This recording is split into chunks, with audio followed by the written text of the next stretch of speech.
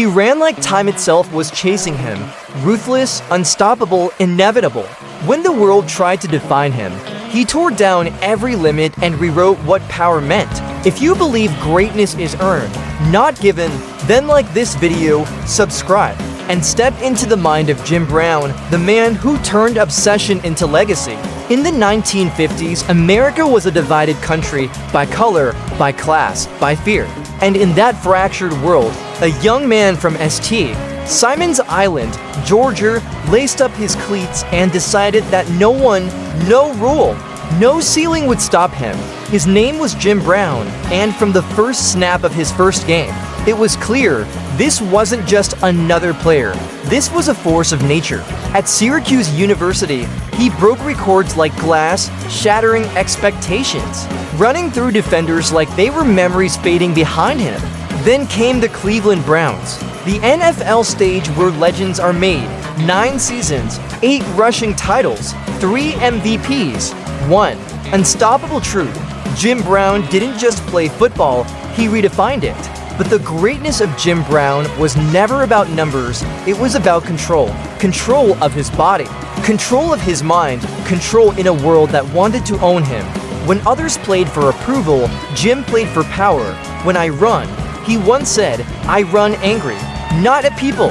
At limits, he didn't smile for cameras. He didn't dance for crowds, he played. He dominated. He left and then he quit at 20-9 ... at the top. The world called it arrogance, he called it freedom, while others begged him to stay. Jim Brown was already looking beyond the field. Hollywood called, and for the first time, America saw a black man on screen not as a servant, not as a background, but as a hero as the Dirty Dozen rolled through theaters. Jim Brown became something even the NFL couldn't contain, a cultural revolution. But greatness is never clean. Behind the power, there was rage. Behind the fame, there were mistakes, public, painful, human. Jim Brown didn't just fight opponents. He fought himself. He was criticized, arrested, condemned, yet every time the world tried to define him, he rewrote the script. He built the Aimer Icon Foundation, turned his pain into purpose, and became a mentor to those the world had written off. Gang members, former inmates, lost men searching for identity. He looked them in the eye and said, discipline is love, and if you love yourself, you'll fight to become more. The mind of Jim Brown was a paradox, ruthless yet compassionate, proud yet searching, broken yet unbreakable.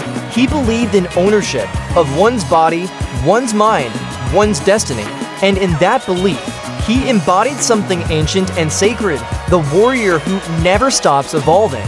When he passed, they called him a legend, but Jim Brown never wanted to be worshipped.